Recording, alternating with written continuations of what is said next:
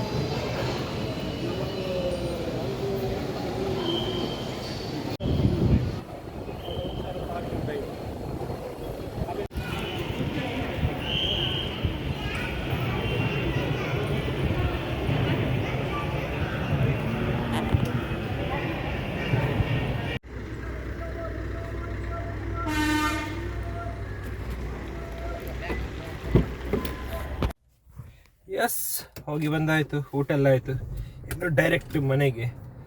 ಹಾಗೆ ಅದಷ್ಟೇ, ಇವತ್ತು ಫುಲ್ ಒಳ್ಳೆಯದು, ಜಾಲಿ ಆಯಿತು ಹೋಗಿ ಬಂದು. ಇನ್ನು ಮನೆಗೆ ಹೋಗೋದು ಗಂಟೆ, ಎಷ್ಟು ಗಂಟೆ 12 ಆಗೋದಷ್ಟೇ. ಇವತ್ತು ಬೇಗ ಆಯಿತು.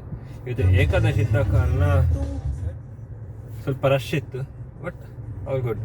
ಮತ್ತು ಇವತ್ತು ಫ್ರೈಡೇ ಸಹ, ಹಾಗೆ ನನಗೆ ಆ್ಯಕ್ಚುಲ್ ಫ್ರೈಡೇ ತುಂಬ ಕಮ್ಮಿ ಹೋಗ್ಲಿಕ್ಕೆ ಸಿಕ್ಕಿದ್ದು. ನಾನು ರಶ್ ಅಂತೇಳಿ ಹೋಗಲಿಲ್ಲ ಹಾಗೆ. ಬಟ್ ಇವತ್ತು ಆ್ಯಕ್ಚುಲಿ ಸಿಕ್ಕಿತ್ತು. ಬರ್ಡೇಸ್ ಆಯಿತು, ಹಾಗೆಯೇ ಇದು ಫ್ರೈಡೇ ಸಹ ಬಂತು, ಸೊ ತೊಂದರೆ ಇಲ್ಲ. ದೇವರ ದರ್ಶನ ಒಂದಾಯಿತು, ಅದು ಮೇನ್ ಬೇಕಿದ್ದದ್ದು. ಸೊ ಇನ್ನು ಮನೆಗೆ ಹೋಗಿ ಸಿಕ್ಕುವ.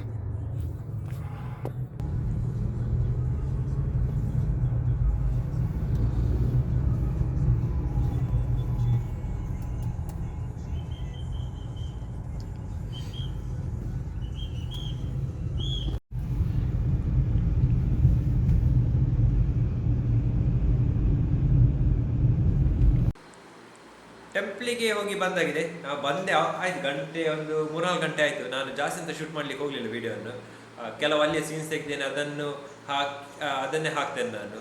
ಮತ್ತು ಬಂದ ನಂತರ ಸ್ವಲ್ಪ ಒಟ್ಟಿಗೆ ಮಾತಾಡಿ, ಮತ್ತು ಬರ್ಡೇ ವಿಶಸ್ಸಿಗೆ ರಿಪ್ಲೈ ಕೊಟ್ಟು, ಮತ್ತೆ ನನ್ನ ಫ್ರೆಂಡ್ ಕಾಲ್ ಮಾಡಿದರು, ಅವರೊಟ್ಟಿಗೆ ಮಾತಾಡಿ ಹೋಗ್ತಾನೆ ಟೈಮ್ ಆಯಿತು.